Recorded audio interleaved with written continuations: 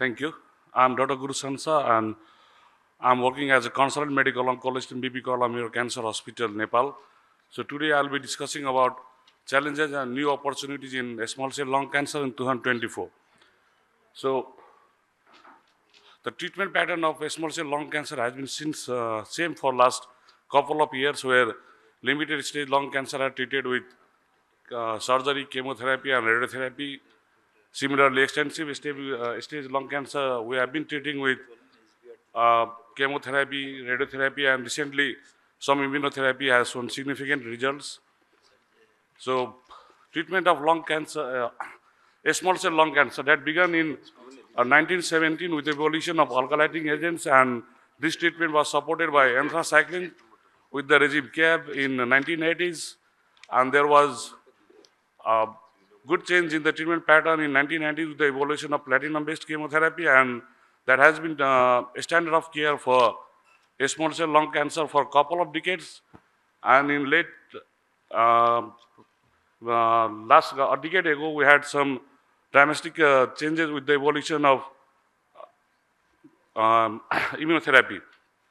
So, what was the reason behind like the platinum? It took almost a couple of decades to change the treatment pattern in small cell lung cancer. So, there were some drawbacks and challenges were like there was high prevalence of comorbidities, and identifying an enrolled patient in trial for the novel treatment that was difficult.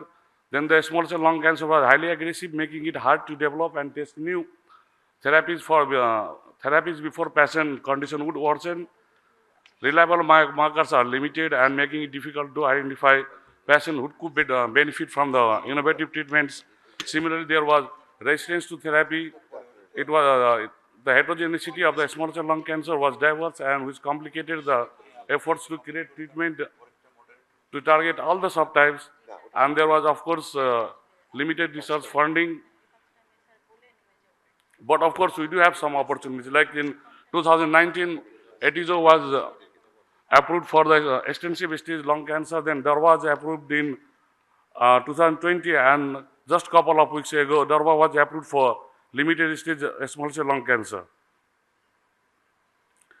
So here we look at some immune checkpoint inhibitors study in small cell lung cancer, and that began in March 2015, and that there have been some significant studies, but unfortunately, most of the studies failed to show any significant impact, except the Empower trial, where Etizo was studied in extensive stage lung cancer, and Caspian trial was really a dramatic change in with the addition of Durva. And recently, in September 2024, the ATLANTIC trial supported the use of durvalumab in limited stage small cell lung cancer. So this is the ATLANTIC trial where limited stage lung cancer patients who were previously treated were enrolled in to receive durvalumab or placebo, and the study showed that there was significant improvement in the overall survival and progression-free survival. And recently, Durva has been approved as adjuvant treatment for limited stage lung cancer. So it is the Empower trial and Caspian trial, which were both of them were trial were suggestive for addition of PD-L1 inhibitors for extensive stage lung cancer. So these are the studies where at the end of 18 months, 34% of the patient had the overall survival was 34% at the end of 18 months compared to 21% for placebo group, and adding the durvalumab had also significantly better survival at 36 months, which were 17% with the durva group, then compared to placebo it was only 5%. So these are the cross-trial comparison for Empower 133 and Caspian, where in Empower 133, Atizo was added with the conventional chemotherapy, etoposide and platinum, followed by the Atizo maintenance. It was a double-blinded. Brain mets patients were also included for that.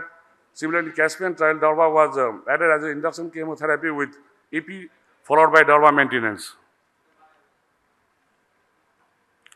Similarly, with those trials, some newer molecule also tried in checkmate trial, where Nivo and ipilimumab was tried, but at the end of the study, the result was not satisfactory. So there was no significant improvement in overall survival. Some of the meta-analysis and systemic review, they suggested that PD-L1 and PD-1 agents are similarly effective in small cell lung cancer, and as mentioned earlier, only Durva and Atizo had FDA approved, and there was no significant improvement with addition of CTLA-4. So when we talk about Atizo, it was approved in 2019 for the treatment of first-line therapy in extensive stage small cell lung cancer. 3 different doses have been approved, and the induction, it goes with like Durva is given at with etoposide and carboplatin for 4 cycles, followed by Durva maintenance every 2 weekly. Then for Atizo and Durva also was used as induction chemotherapy with EP followed by maintenance.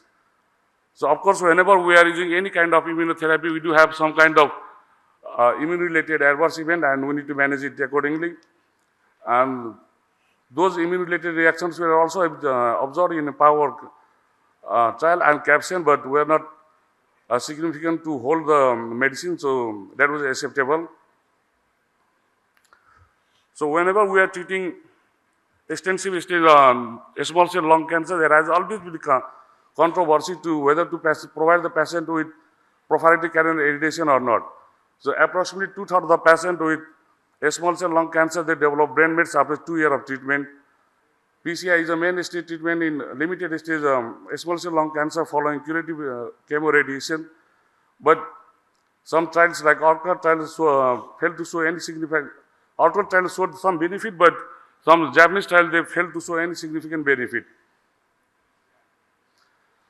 We'll have to wait for some of these trials to whether to consider PCI as a prophylactic for whenever we are treating small cell lung cancer.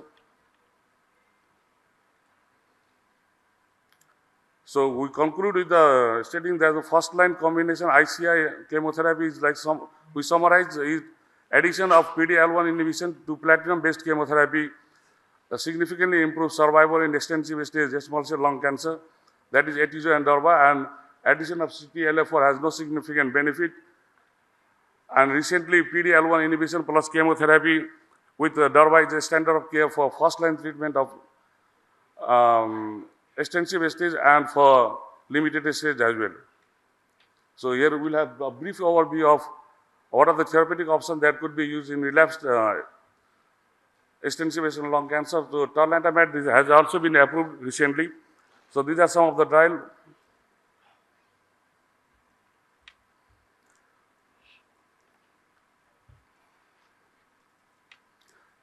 So these are some of the trials, and the studies show that observation could represent new paradigm in the second line and beyond, where the chemotherapy-free interval would not be determinant of the likelihood of the response. So there were some studies which compare whether the chemotherapy-free interval, what was the time duration where we could start the tarlatamab. So there was no any time duration defined.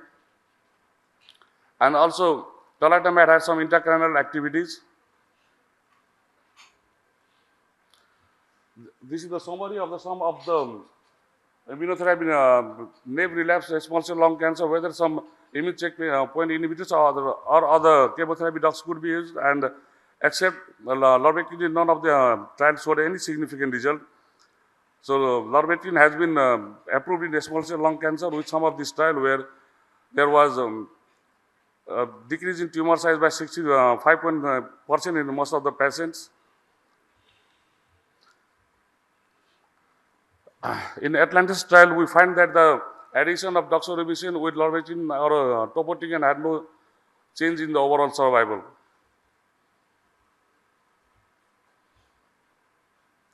Some of the trials, they included Atizo, but again there was no survival benefit. Some trials has been done in China with the addition of the lab, and also they failed to show any survival benefit.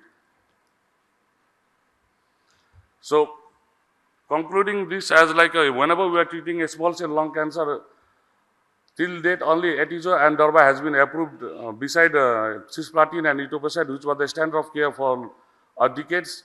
But unfortunately, adding etizo and darva in our setting, I don't know how much is possible, just because of cost effectiveness. And to be very frank, in our country, we don't have available it. I don't know about Bangladesh. So these are the HCCM guidelines that has recommended addition of darva or etizo with as a maintenance chemotherapy.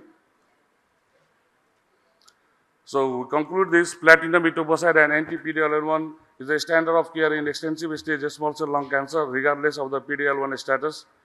MRI brain surveillance 3 monthly is reasonable in lieu of PCI for patients with extensive stage small cell lung cancer responding to treatment.